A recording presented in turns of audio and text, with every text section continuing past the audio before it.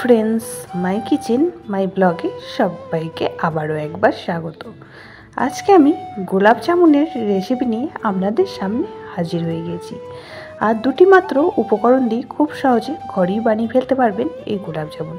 আসুন তাহলে শুরু করি আজকের রেসিপি। তার জন্য নর্মালি ঘরে যে আটা দিয়ে রুটি বানাই সেই আটাই আমি নিয়ে নিয়েছি এখানে ছোটো বাটির এক বাটি, আর সমপরিমাণ এখানে নিয়ে নিয়েছি গুঁড়ো দুধ। দুটো সমপরিমাণই নিতে হবে। আর একটা প্লেটের মধ্যে দুটো উপকরণই নিয়ে নিলাম।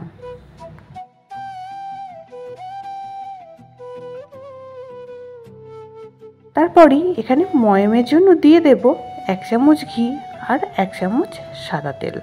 আপনারা চাইলে কিন্তু শুধু সাদা তেল বা শুধু ঘি দিয়েও করে নিতে পারেন ময়মটা। তবে ঘি দিলে এই মিষ্টির স্বাদটা কিন্তু খুবই ভালো লাগে। ময়মটা দেখুন খুব ভালো করে মেখে নিলাম, আর এরকম মুঠো করলে বাঁধা হয়ে যাচ্ছে, এইভাবেই কিন্তু ময়মটা দিতে হবে। তারপরই এখানে দুধ নিয়ে নিয়েছি হাফ কাপ, যতটা পরিমাণ লাগবে দিয়ে একটা নরম ডো কিন্তু তৈরি করে নেব।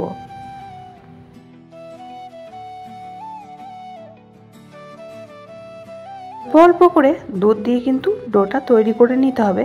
আর ডোটা কিন্তু একটু নরমই মাখতে হবে, যেহেতু ময়মে ঘি আর তেল দেওয়া আছে, এটা কিন্তু পরে আর হাতে লাগবে না। যখন কিন্তু মাখবেন তখন কিন্তু হাতে লেগে যাবে। এইভাবেই কিন্তু ডোটা তৈরি করে নিতে হবে। দেখুন খুবই নরম একটা ডো তৈরি করে নিয়েছি, আর দেখেই বুঝতে পারছেন হাতের মধ্যে কিন্তু আর লাগছে না। এবার এটা ঢেকে দিয়ে রেখে দেব 10 থেকে 15 মিনিট মতন। তারপরে সিরাটা বানানোর জন্য গ্যাসের মধ্যে একটা কড়া বসিয়ে দিয়েছি, আর দিয়ে দিলাম হাফ বাটি চিনি, আর তার ডবল পরিমাণ এখানে দিয়ে দিলাম জল। এখানে জলের পরিমাণটা 1 বাটি দিয়েছি, আর দুটো এলাচ ফাটিয়ে দিয়ে দিলাম। আর সিরাটা কিন্তু খুবই পাতলা করব। দেখুন ফুটে উঠেছে, আরও 1 থেকে 2 মিনিট ফুটিয়ে নেব। টোটাল 5 থেকে 6 মিনিটের মধ্যে কিন্তু সিরাটা রেডি হয়ে যাবে। সিরাটা একদমই রেডি হয়ে গেছে। এবার ঢেকে এটা পাশে রেখে দেব। তারপর দেখুন যে ডোটা বানিয়ে রেখেছিলাম সেটাই হাতে করে আরও 1 থেকে 2 মিনিট খুব ভালো করে একবার মেখে নেব। তারপরে মেখে নেওয়ার পর গোলাপ জামুনের সাইজ করে কেটে নিতে হবে। আপনারা যে সাইজ মতন বানাবেন সেই সাইজ মতন এটা কিন্তু তৈরি করে নেবেন। আমি সমস্তগুলো তৈরি করে নিলাম। এদিকে গ্যাসের মধ্যে একটা কড়া বসিয়ে দিয়েছি, আর দিয়ে দিয়েছি সাদা তেল গোলাপ জামুনগুলো ভাজার জন্য। আর তেলটা কিন্তু খুব বেশি গরম করব না, হালকা একটু গরম হলেই কিন্তু দেখুন গোলাপ জামুনগুলো দিয়ে দিচ্ছি। খুব বেশি গরম করে গোলাপ জামুনগুলো ছাড়লে কিন্তু একটা ফেটে যাওয়ার সম্ভাবনা থেকে যাবে। আর একদমই হালকা গরম থাকবে সেরকম অবস্থাতে কিন্তু গোলাপ জামুনগুলো ছেড়ে দিতে হবে।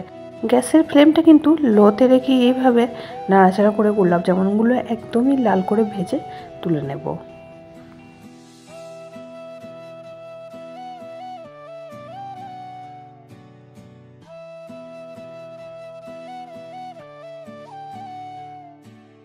একদমই লাল করে ভেজে নিয়েছি। এবার খুব ভালো করে তেল ঝরিয়ে একটা প্লেটের মধ্যে তুলে রাখলাম। যে চিনির শিরাটা বানিয়ে রেখেছি, এবার চিনির শিরার মধ্যে গোলাপ জামুনগুলো সব দিয়ে দেব। আর এটা কিন্তু 5 থেকে 6 ঘন্টা মতন এইভাবেই রেখে দেব। আর 5 থেকে 6 ঘন্টা মতন রেখে দিলেই গোলাপ জামুনগুলো খুব সুন্দরভাবে ভেতরে রস ঢুকে যাবে। 5 ঘন্টা পর ফিরে আসলাম, আর গোলাপ জামুনগুলো দেখুন খুব সুন্দর ফুলে গিয়েছে। আর একটা প্লেটের মধ্যে আমি একটা কেটে আপনাদের দেখিয়ে দিচ্ছি যে কতটা সফট হয়েছে।